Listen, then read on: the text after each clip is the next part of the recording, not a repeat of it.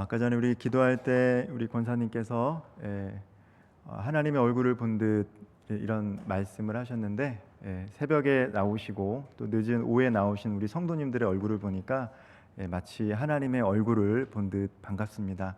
피곤하시겠지만 이 시간 함께 하나님의 말씀을 나눌 수 있는 귀한 은혜의 시간이 되기를 소망합니다. 우리는 이 언어라는 것을 의사소통의 수단이라고 생각을 합니다. 그런데 이 비트겐슈타인이라고 했던 이 철학자는 이렇게 이야기를 했어요. 내 언어의 한계는 내 세계의 한계이다. 내 언어의 한계는 내 세계의 한계이다.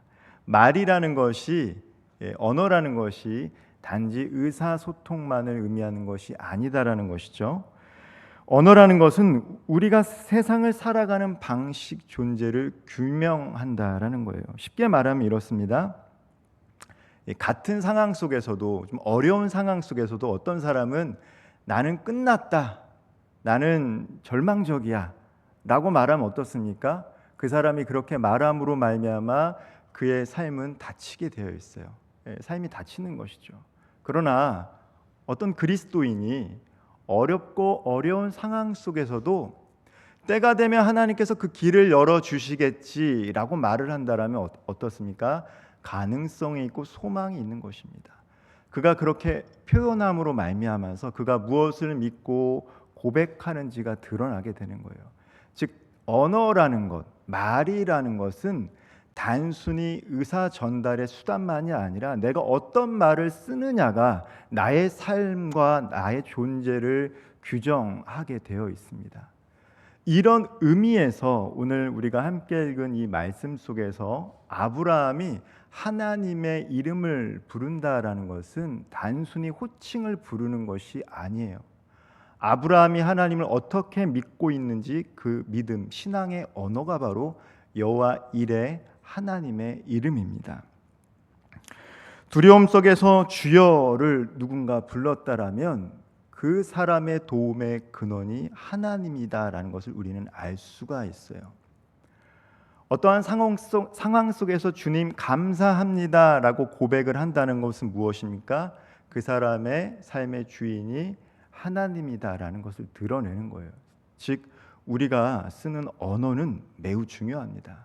그런 의미에서 오늘 아브라함이 여호와 하나님을 어떻게 불렀는지에 대해서 함께 묵상하면서 하나님께서 우리의 삶을 어떻게 준비시키시는지, 그 준비된 삶을 통해서 우리는 어떻게 응답해야 되는지 함께 말씀을 나누기를 원합니다.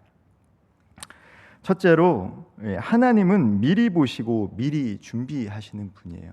하나님은 미리 보시고 미리 준비하시는 분이시다. 아브라함이 오늘 이 하나님의 명령에 따라서 그 사랑하는 독생자 이삭을 이 번제물로 바쳐라, 모리아 쪽 가서 그 산에서 번제물로 바치라는 명령을 받고 나서 이 3일 길을 걸어가게 됩니다.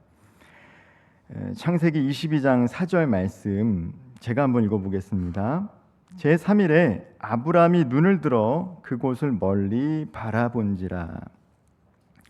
3일 길을 걸어갔다라고 했을 때 어떤 생각이 드세요? 3일이라는 시간이 길면 매우 긴 시간이 될 수 있겠죠. 그러나 짧으면 또 짧은 시간이 3일입니다. 우리가 이 말씀을 좀 묵상해 봤으면 좋겠습니다. 아브라함은 하나님의 명령을 받고 3일 길을 걸어갔을 때 어떠한 마음으로 이 3일 길을 걸어갔을까? 묵묵히 걸어간 것처럼 보이지만 속은 타들어갔을 거예요. 하나님, 정말 이게 하나님께서 내게 주신 말씀이 맞습니까? 하나님께서 이 독생자 이삭을 통해서 약속을 성취하시겠다고 저와 언약을 맺으셨는데, 햇불 언약까지 맺으셨는데, 그런데 정말 이 아들을 바치는 게 맞습니까? 하나님, 정말 당신이 내가 믿고 따라온 그 하나님이 맞습니까? 그런 의구심이 들지 않았을까 하는 생각이 듭니다. 그런데 놀라운 것은 그럼에도 불구하고 아브라함은 3일 길을 걸어가서 하나님께서 지정한 곳까지 갔다라는 것이죠. 믿음이 있다고 해서 우리가 신앙생활을 하는 가운데 질문이 없는 것은 아니에요. 우리가 신앙생활을 하면서 의문이 들 때가 있죠.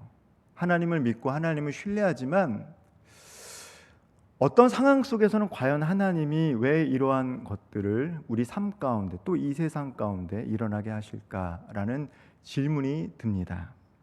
때로는 마음이 흔들릴 때도 있어요.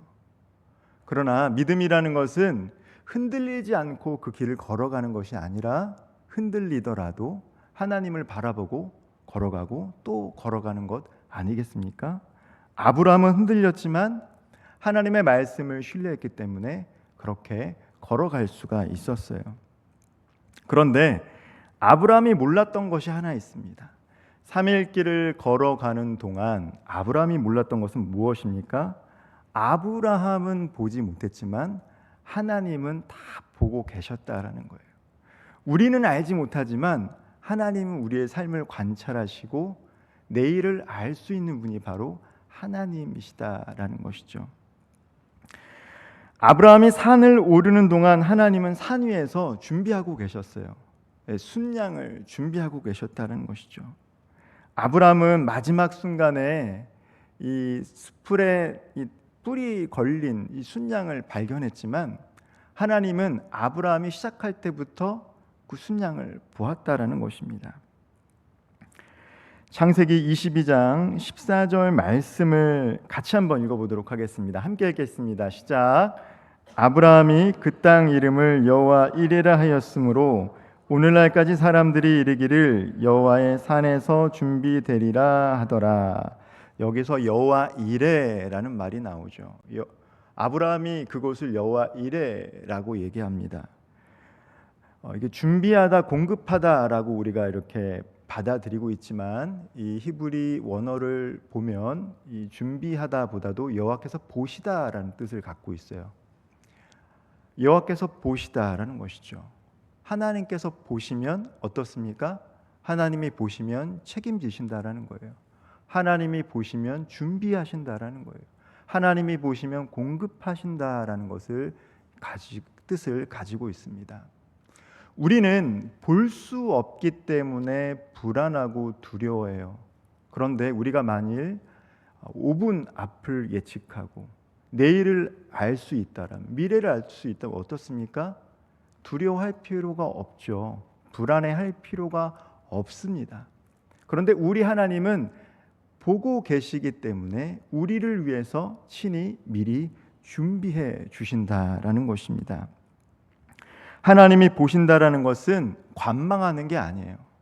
사람들은 우리가 어떠한 상황 속에서, 어려운 상황 속에서 때로는 팔짱만 끼고 볼 수 있어요. 그러나 하나님은 관망하시는 분이 아니십니다. 팔짱을 끼고 너 어떻게 하냐라고 보시는 분이 아니세요.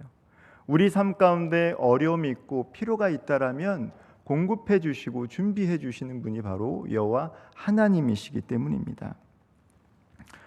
우리는 보이지 않으면 불안해요. 숫자에 그래서 예민합니다. 때로는 통장에 잔고가 없으면 불안합니다. 계획대로 일정이 진행되지 않으면 불안해요. 왜요? 우리는 보는 것에 매우 익숙합니다. 그러나 우리 하나님은 보지 않아도 다 알고 계신다라는 것이죠. 이미 보고 계신다라는 거예요. 하나님이 우리를 보신다라는 것은 우리를 위해 준비해 주신다라는 의미를 가지고 있습니다. 이 새벽마다 이 요한복음 이렇게 말씀을 우리가 이렇게 큐티를 하고 있습니다. 매일 성경 말씀 본문이 요한복음입니다. 그리고 수요일 날 우리 담임 목사님께서도 설교를 하시다가 이 표적 요한복음에서 이 세메이온이라는 이 표적에 대해서 얘기하셨죠. 중요한 것은 기적이 아니라 그것을 가리키는 것이 중요하다는 것이죠. 기적을 통해서 하나님이 누구인지를 알아야 하는 것이죠. 그런데 어떻습니까? 많은 무리들이 예수님을 따르고 예수님께 표적을 요구하지만 정작 예수님을 믿지 않는다라는 거예요. 기적과 이적을 통해서 예수님을 믿는 것이 아니라는 것이죠. 즉 믿음이라는 것은 우리 삶 가운데 우리가 원하는 것들이 계속해서 되풀이 된다고 해서 우리가 하나님 끝까지 믿고 신뢰하는 것은 아니라는 것을 우리들에게 알려주고 있습니다. 믿음이라는 것은 무엇입니까? 하나님을 신뢰하는 거예요. 아브라함은요, 순양을 보지 못한 채 올라갔어요.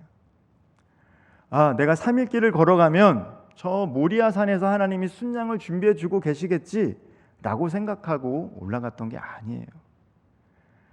그냥 올라간 거죠. 하나님을 신뢰했기 때문에. 물론 과연 이게 어떠한 상황인가 의구심은 들었을 거예요. 그럼에도 불구하고 나에게 말씀하셨던 그 하나님을 내가 신뢰했기 때문에 3일 길을 걸어서 모리아 산으로 올라갈 수 있었던 것입니다. 아브라함은 결과를 몰라요. 마찬가지입니다. 우리도 결과를 몰라요. 내일 일을 우리는 알 수가 없습니다. 그러나 우리 하나님은 알고 계신다라는 거예요. 이 자리에 와 계신 우리 성도 여러분, 혹시 우리 성도님들이 모리아 산으로 올라가는 것 같은 그 상황과 심정을 가지고 살아가고 있다라면 포기할 필요가 없다라는 것입니다. 내일 일이 어떻게 열릴지 풀어질지 우리가 알 수 없지만, 그러나 그 길을 묵묵히 걸어가다 보면 우리를 관찰하시고 보시는 분, 그분이 우리의 삶을 여전히 준비하고 계시기 때문입니다. 하나님은 아무 일도 안 하시는 것 같다라고 느껴지는 시간이 있어요. 때로는 하나님이 침묵하시는 그 시간이 우리를 괴롭게 할 때가 있습니다. 일하시지 않는 것 같아요. 아브라함이 걷는 동안 하나님이 준비하고 계셨다라는 것을 우리는 기억해야 됩니다. 아브라함이 씨름하는 동안 하나님은 모리아 산에서 하나님이 행하실 일들을 여전히 준비하고 계셨어요.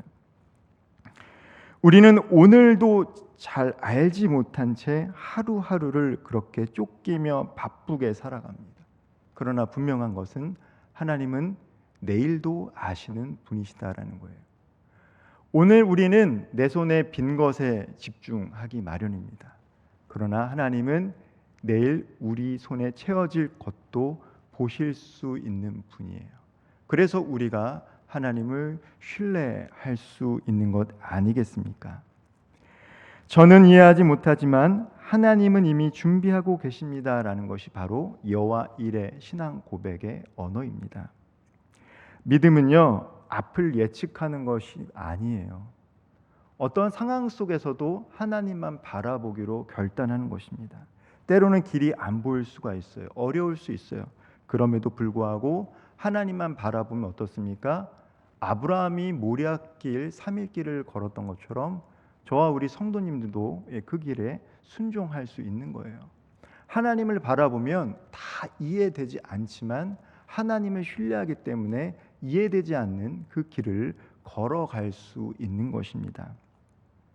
모리아 산은 아브라함에게 고통의 장소였지만, 그러나 결국 그곳에서 나의 삶을 준비하신 하나님을 만나는 기적의 공간이 되었습니다.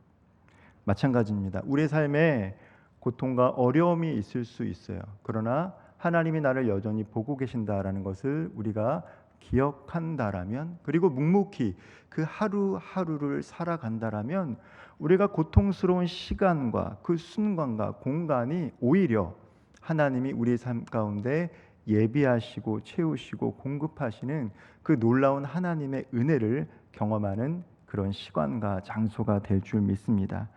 끝났다라고 말하기보다는 아브라함이 모리아 산의 정상에 도착했던 것처럼 끝까지 주님의 길을 걸어갈 수 있는 저와 우리 성도님들 되기를 소망합니다. 우리 하나님께서는 성도님들을 위해 이미 준비하고 계십니다. 하나님만을 신뢰하시며 한 걸음 한 걸음 나아갈 수 있는 저와 우리 모든 성도님들 되기를 주님의 이름으로 축복드립니다.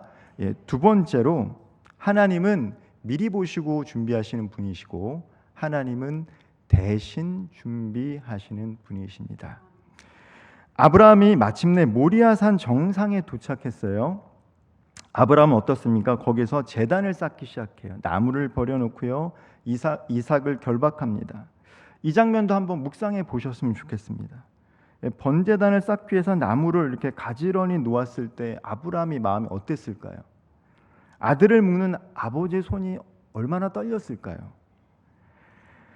이 아브라함의 순종은 형식적인 순종이 아니에요. 물론 저도 마찬가지예요. 입술의 순종이 너무 많아요. 입술의 고백이 많습니다. 그러나 막상 그 순간에 내가 무엇을 선택하는가가 더 중요한 것이죠. 우리가 기도할 때, 찬양할 때, 말씀을 들을 때 입술의 고백도 참 중요합니다. 결단도 중요합니다. 그러나 더 중요한 것은 무엇입니까? 삶의 현장과 그 자리에서 내가 무엇을 선택하느냐가 더 중요한 거죠.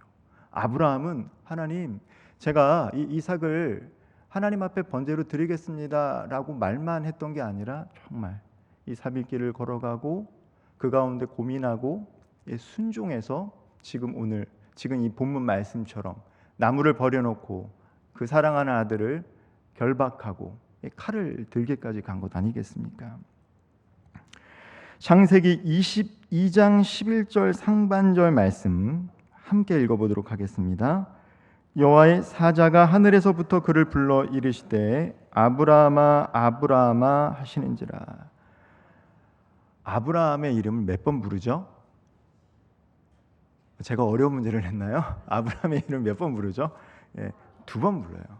아브라함아 이렇게 불러도 되는데 왜 하나님은 아브라함아 아브라함아 부를까요? 우리가 성경을 일단 한번 상상을 해보셨으면 좋겠어요. 하나님은 어떤 톤으로 아브라함을 부르셨을까? 느긋하게 아브라함아 아브라함아 이렇게 부르셨을 것 같지는 않아요.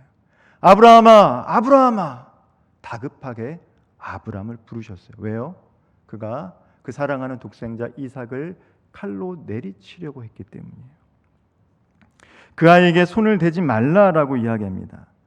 아브라함의 칼이 멈췄고 그 순간 죽음이 지나갔어요. 그리고 아브라함의 눈을 들어보니 수풀에 뿔이 걸린 순양이 보입니다.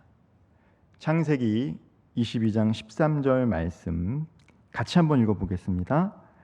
아브라함이 눈을 들어 살펴본즉 한 순양이 뒤에 있는데 뿔이 수풀에 걸려 있는지라. 아브라함이 가서 그 순양을 가져다가 아들을 대신하여 번제로 드렸더니 아들을 대신하여 번제로 드렸더라. 사랑하는 성도 여러분, 오늘 우리가 함께 읽었던 이 구약 본문이 바로 복음의 핵심이 담겨 있는 본문입니다. 대신이란 단어가 있는 것이죠.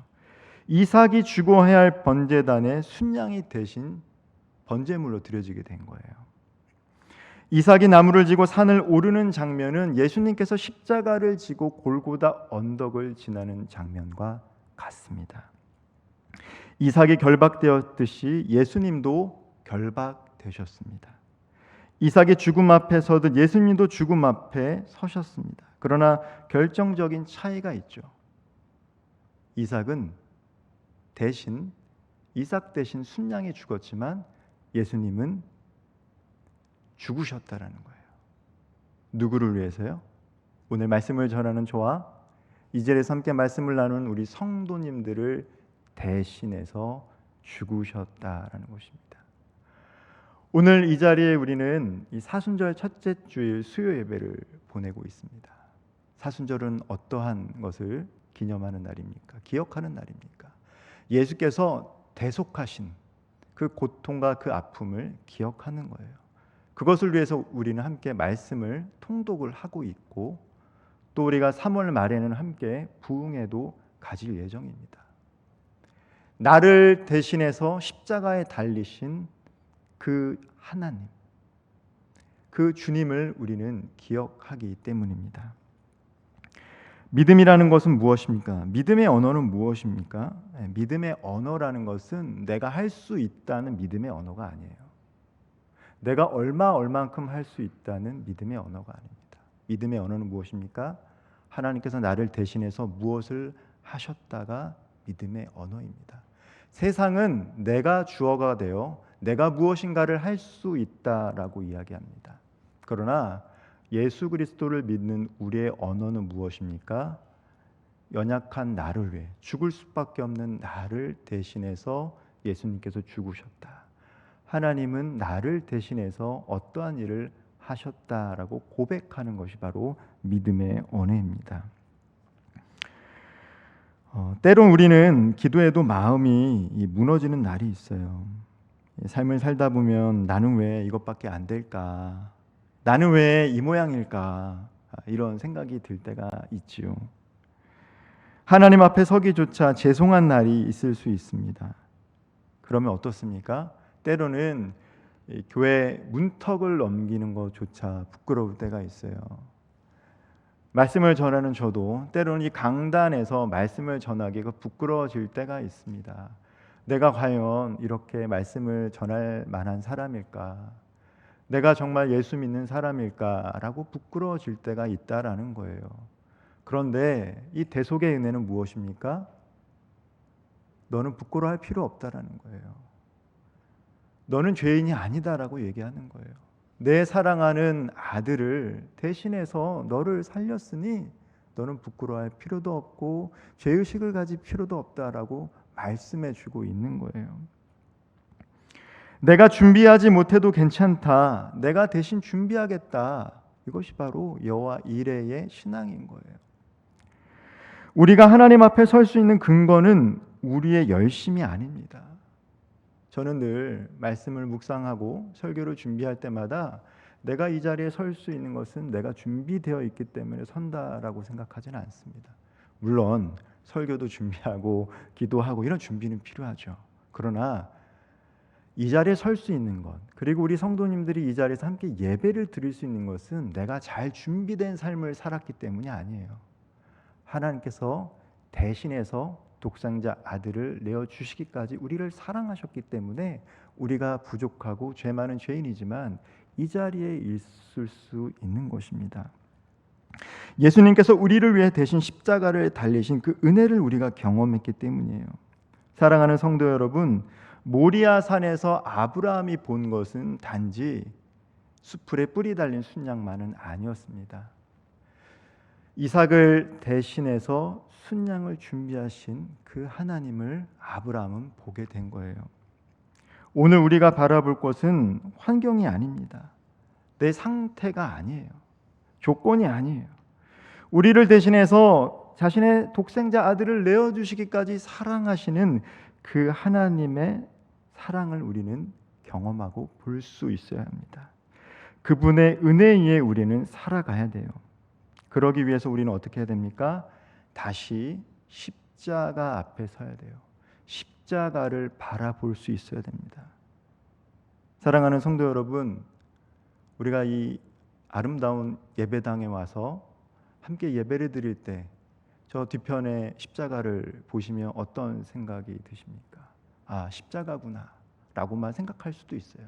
그러나 우리가 이 십자가를 바라볼 때 아, 내가 원래 저 순양처럼, 아니 이삭처럼 죽어야 되는데 나 대신 예수님께서 죽으셨구나. 나 대신 하나님이신 예수님께서 죽으셨고 내가 얼마나 존귀한 자인지 우리는 그것을 깨닫고 경험하고 돌아가야 돼요. 세상에서는 나의 열심이, 나의 성공이 자랑이 됩니다. 그러나 오늘 우리가 이 예배당에 올 때마다 우리의 자랑은 무엇입니까? 십자가가 자랑이라는 거예요. 나는 연약한데, 나는 할 수 없는데 하나님이 나 대신 돌아가시고 여기까지 인도하셨구나. 그것이 바로 복음이라는 것이죠. 그리고 오늘 여호와 이레의 신앙에는 그 대신 대속하신 하나님의 사랑을 우리는 깨닫고 볼 수 있어야 하는 것입니다. 오늘도 우리를 대신해서 우리의 죄를 용서하신 하나님의 은혜가 우리가 할 수 없다 고백하는 그 삶의 현장에서 충만하게 임재하시기를 주님의 이름으로 축복드립니다. 셋째로, 하나님은 내려놓음을 통해 하나님만 의지하도록 준비하세요. 하나님이 왜 이런 시험을 아브라함에게 허락하셨을까요? 정말 하나님께서 원하시는 게 아브라함의 독생자 아들 이삭이었을까요? 이삭을 뺏고 싶어서 그러셨을까요? 아니에요. 하나님은 아브라함의 마음을 회복하고 싶으셨어요. 오늘 함께 읽었던 본문 2절 상반절을 같이 한번 읽어보도록 하겠습니다. 여호와께서 이르시되 내 아들 내 사랑하는 독자 이삭을 데리고, 아브라함에게 너 아들 데리고 와라 이렇게 이야기하면 될 법한데, 하나님께서는 내 아들 내 사랑하는 독자 이삭이라고 조금은 길게 그 아들을 수식하고 있어요. 이것을 통해서 하나님은 아브라함의 마음을 알아요. 지금 아브라함이 나보다 이삭을 더 사랑하는구나 라는 것을 하나님은 아셨다라는 것이죠. 우리 사람은 사람의 외모를 보지만 하나님 우리 마음의 중심을 보시는 분이다라는 거예요. 하나님께서는 아들 이삭을 그냥 데리고 오라고 하면 되는데, 그렇게 긴 표현을 통해서 아들을 데리고 오라는 것은 이삭이 단순한 아들이 아니라는 거예요. 한번 생각해 보세요. 100세가 되어서 아들을 낳았어요. 손자보다도 더 어린 아들을 낳았어요. 얼마나 귀합니까?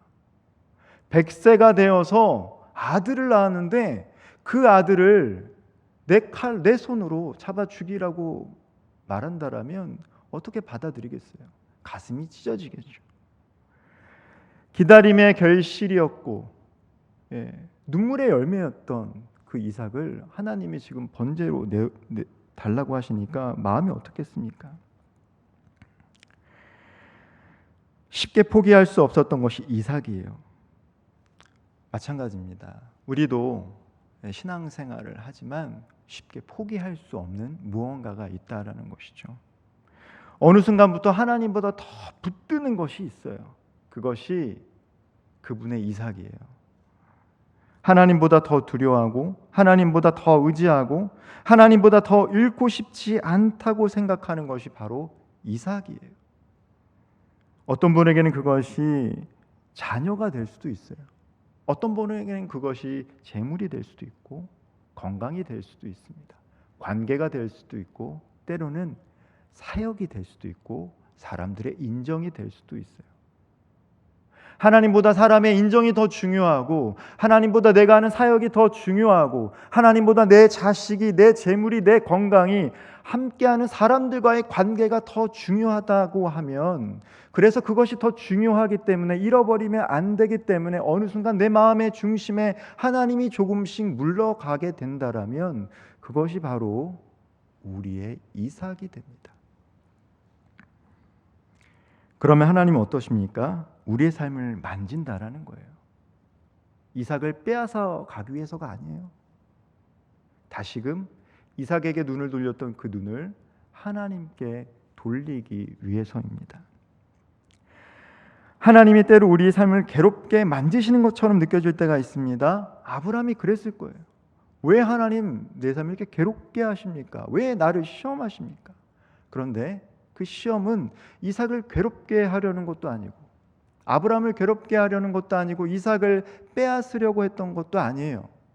단지 아브라함의 시선을 돌려서 다시 하나님께 집중하기를 원했다라는 거예요. 내려놓는다라는 것은 포기도 체념도 아닙니다. 내려놓음은 예배예요. 내가 무엇인가를 내려놓는다라는 것은 그것보다 하나님이 더 중요하기 때문에 하나님을 높이는 것, 그것이 바로 예배인 것입니다. 주님, 제 인생의 주인은 제가 아닙니다. 하나님만이 제 인생의 주인입니다. 라는 고백이 있을 때 우리는 내려놓을 수 있는 것이죠. 때로는 통제권을, 인생의 주도권을, 때로는 인생의 안정장치까지도 내려놓을 수 있어요. 이거는 내가 붙들어야 돼. 이것마저 놓치면 나는 망할 것 같아 라고 생각되어지는 것을 때로 하나님께서 만지실 때가 있어요. 그것은 축복받은 인생입니다. 아무나 만지는 것은 아니기 때문이에요. 하나님은 감당할 시험밖에는 주지 않으십니다. 그것을 통해서 하나님을 더 바라보게 하기 위해서 때로는 내 삶이 이렇게 거칠까라고 느껴지는 그 상황 속에서 다시금 하나님께 눈을 돌리기 위해서 이삭을 바치라고 하고 모리아산으로 아브라함을 오게 했던 것처럼 때로는 우리가 그러한 여정의 삶을 살아가도록 하십니다. 신기하게도 하나님을 붙들면 다른 것들은 제자리를 찾아가게 됩니다. 우리가 하나님만 붙들면 우리 삶 가운데 어그러졌던 것들이 다시 제자리를 찾아갈 때가 와요. 내가 붙들고자 했던 것을 붙들면 그것을 잃어버릴까 봐 초조하고 불안했는데 그것을 내려놓고 하나님을 붙잡으면 어떻게 됩니까? 하나님께서 잃어버렸던 것들을 다시 손에 채워주시고 어그러졌던 삶의 자리를 다시 회복시켜 주신다라는 거예요. 내려놓으면 상실이 아니라 하나님께로 더 가까이 나아갈 수 있는 통로가 됩니다.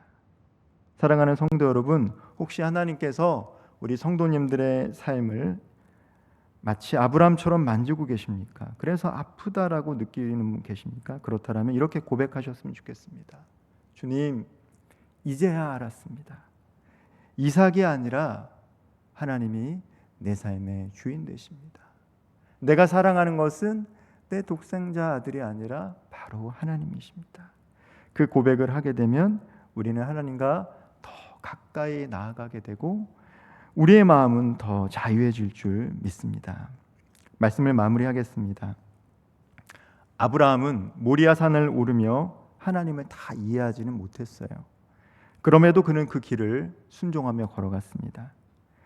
산을 오르는 동안 아브라함의 눈에는 준비된 순양이 보이지 않았습니다. 그러나 하나님은 이미 보고 계셨고 준비하고 계셨습니다.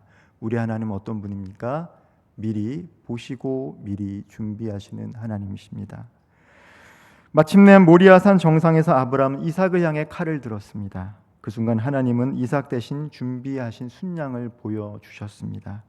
우리 하나님은 우리를 위해 대신 순양을 준비하시는 하나님이십니다. 그리고 이 모든 과정을 지나 아브라함은 깨닫게 되는 거예요. 이삭이 전부가 아니었구나. 약속의 전부만은 아니었구나. 하나님이 전부시구나. 하나님은 내려놓음을 통해 우리가 하나님만 붙들게 하십니다. 사랑하는 성도 여러분, 오늘 성도님들은 어디에 계십니까? 어디를 오르고 계십니까? 그러나 분명한 것은 어디에 있던 어디에 오르던 하나님은 우리를 보고 계시고 준비하고 계십니다. 성도님들이 붙잡고 있는 이삭이 있다라면 그 이삭을 내려놓는 자리에서 하나님은 더 깊은 은혜를 준비하고 계십니다. 내려놓음은 체념도 포기도 아닙니다. 내려놓아야지 하나님께서 다른 것을 우리 손 가운데 붙들어 주십니다. 그리고 우리가 흔들릴 때마다 우리는 십자가를 바라보아야 합니다. 사순절 대속의 은혜를 경험한 우리는 다시 십자가 위에서 십자가를 바라보며 하나님의 은혜를 갈구해야 합니다. 그때 우리는 다시 일어설 수 있는 마음과 용기를 가질 수 있기 때문입니다. 오늘 함께 아브라함이 고백했던 것처럼 우리가 어디에서 어떠한 모습으로 살아가든 여호와 이레 미리 보시고 준비하시고 우리를 대신해서 길을 인도하시고 때로는 우리 가운데 내려놓게 하심으로 하나님을 하나님 되도록 고백하시는 그 여호와 하나님 그 이름만을 온전히 고백하며 나아갈 수 있는 저와 우리 모든 성도님들 되기를 주님의 이름으로 축원드립니다. 기도하겠습니다. 여호와 이레의 하나님, 오늘 말씀을 통해 우리를 다시 주님 앞에 세워주시니 감사합니다. 보이지 않는 길을 걸어가야 할 때 두려움보다 신뢰를 선택하게 하시고 침묵처럼 느껴지는 시간 속에서도 이미 일하고 계시는 주님을 바라보게 하옵소서. 우리를 대신하여 십자가를 지신 주님의 은혜를 깊이 묵상하게 하시고 우리의 의가 아니라 주님의 준비하심 위에 서게 하옵소서. 주님보다 더 크게 붙들고 있던 것들이 있다면 조용히 내려놓게 하시고 내려놓음 속에 주님 한 분만으로 충분함을 배우게 하옵소서. 오늘도 우리의 삶 가운데 여호와의 이레라 고백하게 하시고 그 이름 안에서 평안을 누리게 하옵소서. 예수님의 이름으로 기도합니다. 아멘.